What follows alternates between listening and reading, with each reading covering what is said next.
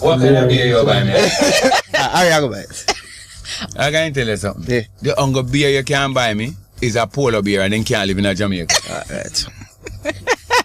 Because I don't drink no farmer alcohol. That means that any, Good not thing we even, never not buy even nothing like before, any. No, I spend 10 years as more cocaine now. I stop that more than 15 years now. And from me stop, I decide say if you're gonna kick a habit, it not spend a sense to go to another one. True. You understand me? Because if you're left chemical abuse and go to alcohol, that means you never really want to stop. You just want to hide yourself from the disgrace.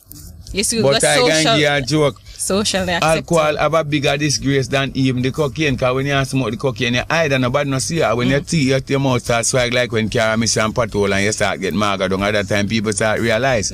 But I can give you a joke. The worst disgrace you're having is when you have it now yourself.